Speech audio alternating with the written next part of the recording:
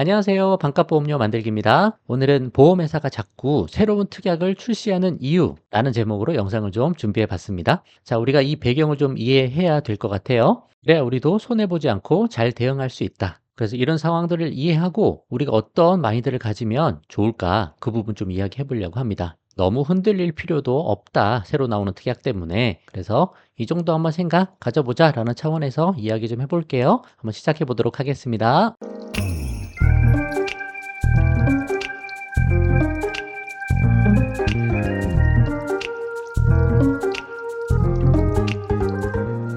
자, 자꾸 출시되는 새로운 보장들입니다. 자, 예전에 뭐 뇌출혈이 많았죠. 이제 뇌졸중, 그리고 뇌혈관 질환 진단비 계속 이렇게 나오고 있습니다. 뇌출혈은 조금 부족한 게 있죠. 뇌경색이 빠져 있으니까. 그러니까 뇌 쪽에 혈관이 막힌 다음에, 막히는 게 경색이죠. 그 다음에 터지면 출혈, 뇌경색, 뇌출혈을 합하면 뇌졸중이다라고 보시면 되고, 그거보다 넓은 뇌혈관 질환 진단비도 있습니다. 자꾸 나옵니다. 심장 쪽도 마찬가지죠. 급성심근경색 진단비 많이 판매하다가 허혈성 심장질환 나오고 있고, 그리고 심혈관 질환, 뭐 기타 등등 계속 나오고 있습니다. 어디까지가 가장 중증이라고 볼 수 있을까? 저는 요 뇌졸중, 그리고 급성심근경색 여기까지가 중증이다라고 생각하는 거죠. 요 정도 잘 준비해서 큰 위험을 넘어가자. 보험료는 소액으로 하고 나머지 자금은 노후 자금으로 돌리자. 그 말씀 계속 드리는 거고요. 자, 암 쪽에도 계속 여러 가지가 나옵니다. 일반암 진단비 가장 광범위하고 암에만 걸리면 나오는 그런 진단비죠. 여러 가지 많이 나옵니다. 항암 방사선 약물 치료비 나오죠. 뭐 표적 항암 약물 허가 치료비, 그리고 다빈치 로봇 암 수술비 이런 것도 계속 나오고 있고, 요즘에 통합 암 진단비, 암 진단비를 여러 가지 쪼개 놓은 거죠. 그리고 암 주요 치료비, 암 특정 치료비 이런 것들도 많이 나옵니다. 일정 이상 치료 비용을 쓰면 정해진 금액을 뭐 5년 동안 계속 지급한다. 그런 특약들도 많이 나오고 요즘 요거 많이 판매하고 있죠. 자, 이렇게 보장들은 계속 새로운 것들이 나오고 계속 소개가 되고 있습니다. 자, 그럼 왜 그럴까? 왜 자꾸 이런 거를 만들어낼까라고 생각해 보면, 자, 보험 시장은 이미 포화 상태라고 저는 생각을 합니다. 대한민국 국민 중에 보험 가입 안 하신 분들 거의 없죠? 주변 분들도 대부분 다 가입해 있을 거예요. 젊으신 분들도 부모님이 다 가입해 주셨을 거예요.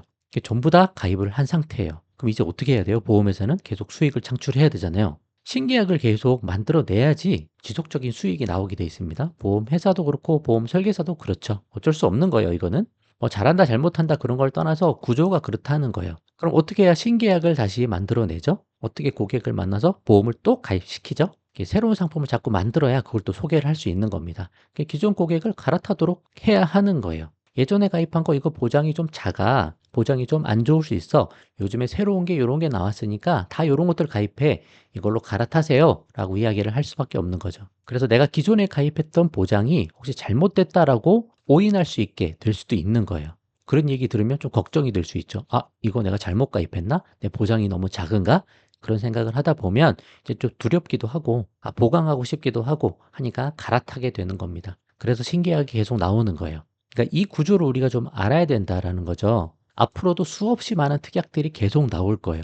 보장 범위가 조금씩 바뀌면서 여러 조건들을 만들어내면서 나올 겁니다. 그럴 때마다 우리가 어떻게 마음을 가져야 하나 그 부분 이야기 좀 해보려고 하는 겁니다. 자, 그럼 기존 담보들은 좋지 않은 담보인가? 이것도 한번 생각을 해보셔야죠. 근데 제 생각에 오랜 세월 동안 꾸준히 살아남았고 유지되고 있는 특약들이 나쁠 이유가 별로 없다라고 하는 거죠. 어느 정도 검증이 되었다는 거죠. 그렇게 볼 수 있겠죠? 자, 암에 걸리기만 하면 받는 일반암 진단비 이것처럼 강력한 게 어디 있나요? 아까 말씀드렸던 여러 가지 특약들, 새로 나오는 보장들, 그거는 조건이 다 걸려 있습니다. 제한 사항들이 걸려 있다는 거죠. 근데 그런 게 없잖아요. 이거는 암 진단만 딱 받으면 정해진 금액을 그냥 지급하는 거예요. 물론 일반암에서 유사암이나 소외암이 좀 빠져 있기도 하고 그런 부분들은 있지만, 그럼에도 불구하고 신체 어디에서 암이 발생해도 다 보장이 되는 그런 암이니까 이것처럼 확실한 게 어디 있어요? 그럼 일반암 진단비 잘 준비했을 때 문제가 될 게 사실은 별로 없습니다. 굳이 따지고 들면 뭐 암에 두 번, 세 번 걸리고 그런 것들까지는 보장이 안 되죠. 최초 1회 보장이 되니까. 근데 제가 늘 말씀드리는 건 뭐예요? 3대 진단비 가입은 우리는 하지만 이거 안 탈 생각을 해야 된다. 만약을 위해서 가입은 하지만 안 걸리려고 건강관리 더 많이 하고, 그리고 건강검진도 주기적으로 받고, 그 마인드가 훨씬 중요하다고 계속 말씀을 드리잖아요. 그래서 두 번, 세 번 걸릴 것까지 다 보장을 준비하면서 보험료를 늘려갈 필요가 저는 별로 없다. 저는 그렇게 보는 입장이에요. 조기 발견만 하면 비용도 많이 안 들고 완치 확률도 높아집니다. 몸이 이상하면 건강검진은 잘 받아야 된다라고 말씀을 드리는 부분이에요. 자, 그리고 중증을 잘 대비하는 뇌졸중 급성심근경색 이 정도 해도 된다는 거죠. 뇌혈관까지 굳이 확대하지 않고 허혈선까지 굳이 확대하지 않아도 이 정도가 중증이다. 이 정도 걸리면 회사를 못 나가고 휴직해야 될 수 있죠. 그럼 생활비가 필요하게 되잖아요. 그래서 이런 진단비를 가입을 하는 거죠. 근데 협심증이 걸렸다. 병원 가서 뭐 스텐트 시술하고 일상생활로 금방 복귀합니다. 그래서 그런 것까지 범위를 굳이 넓히면서 1회 지급받으면 그 진단비 사라지잖아요. 또 보험료도 좀 비싸잖아요. 연령이 높으면 높을수록. 그렇게까지 할 필요가 별로 없다. 저는 보는 거예요. 치료비는 실비에서 보장받으시면 되니까.